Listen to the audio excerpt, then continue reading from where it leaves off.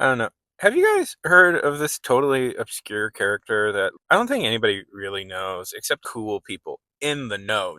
Spider-Man. I got in my head that I really wanted to read the original Spider-Man issue. We must periodically return to the originals to see why they worked in the first place, to understand where they must go in the future.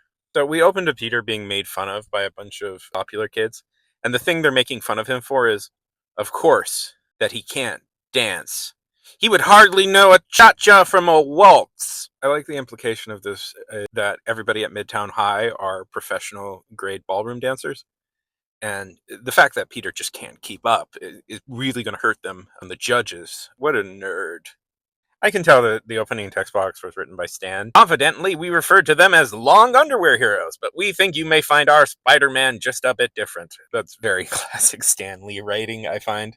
One of the things, though, that this comic does right is it really establishes where Peter is in the world. We find that people don't like him, but he has a loving family at home. We quickly establish that he's smart, and we find that a girl keeps rejecting him for dates, which, come on, Peter.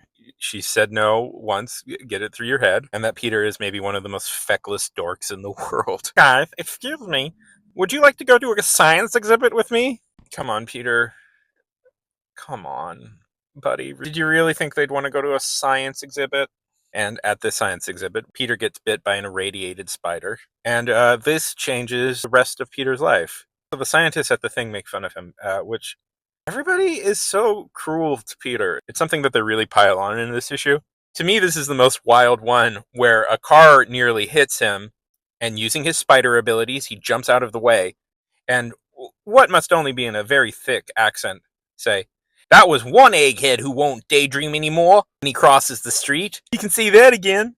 Which, to be fair, Peter should pay attention in the street, but also, to be fair, if you could see him, why didn't you stop? What are you doing? What's wild is I know there's real people like this in the world. But what's wild is there are people like this in real life who are willing to risk killing somebody to prove some minor point about etiquette. It's very frustrating. Nobody deserves to die over minor points about etiquette. If you see somebody a little distracted in the middle of the road, don't try and run them over. I think we can all agree with that. Peter quickly finds that he has powers. Listen, I have to say, I know young people aren't really aware of him. Steve Ditko became essentially a hermit in the last decades of his life. And sitting through his later period comics can be quite a chore, but man, stuff in Marvel was so good, man. I love Steve Ditko's Marvel stuff so much, and you can see just how interesting of an artist he is. Like, there was nobody who could do the interesting stuff that Spider-Man required. I know it's hard to understand. Something like this, where Peter is just crawling like a spider, is done so many times you don't even think about it anymore. Superheroes are supposed to be big, muscular people. That was the stereotype a lot of superheroes had at the time. It's not 100% true, but it was generally pretty true. But like, look at this. Look how interesting of a position that is, or how cool it is on this panel that Peter is framed by a spider web. It's stuff like this that gives Spider-Man such a distinct personality. Part of the reason why this comic stands out is Peter feels like a real guy. They lay it on a little thick how much of a nerd Peter is. And controversially, this is actually one of the weaker issues of the original run. As somebody who's read quite a bit of it, it gets a lot stronger pretty quickly once they figure a lot of this stuff out. But it really is so amazing, all this cool little stuff. Like the fact that Peter initially tries to make money off of it by getting into a ring with a wrestler.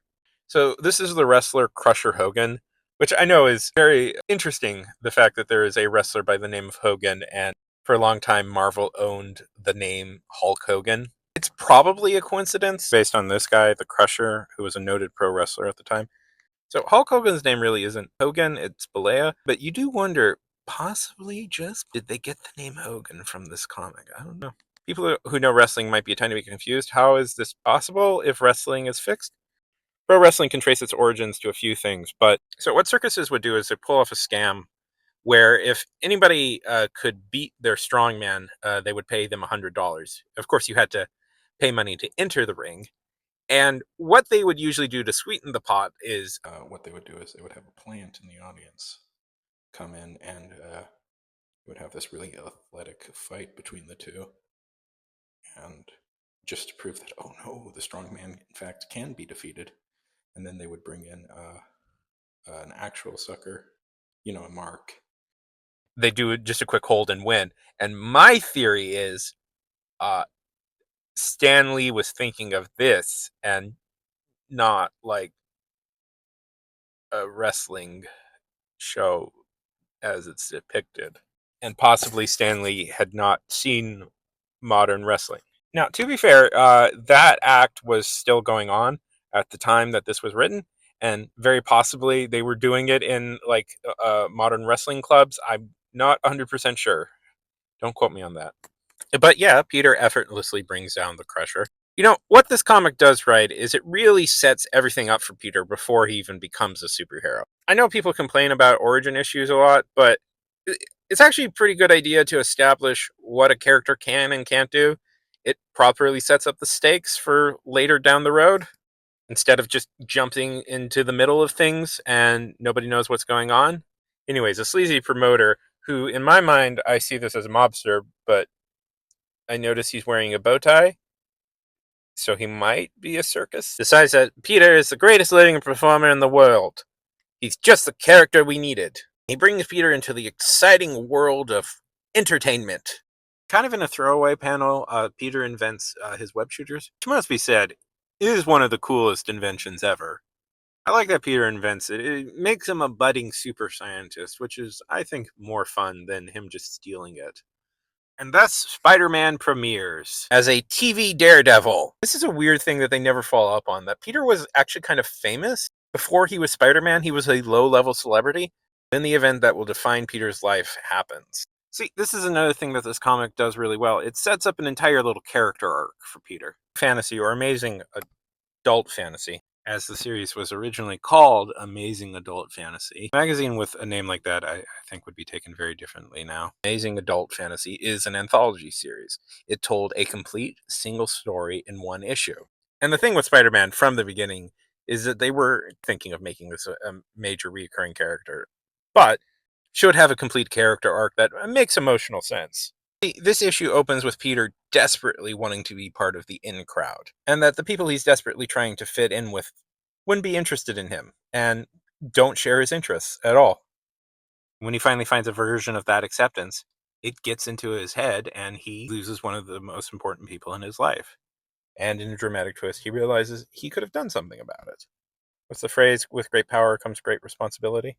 I always think with great power comes great responsibility. That's a pretty good message. The idea isn't that you have to always do everything all the time for everybody else. It means if you're in the position to help, if you have the ability to make a difference, you should do that. Good lesson for the world. I agree with it. What have you really learned from returning to this well? Of course, some of this stuff now feels so goofy and ridiculous from the 60s. Of course, it's going to feel that way because it had strong fundamental storytelling bones with excellent art. So, controversial opinion, Spider-Man, pretty good. You may scoff at this sort of stuff, but I've read a lot of origin issues for superheroes, and the fact that Peter has a clear, concise character arc, personality, achievement in and of itself, trust me, not a lot of them do.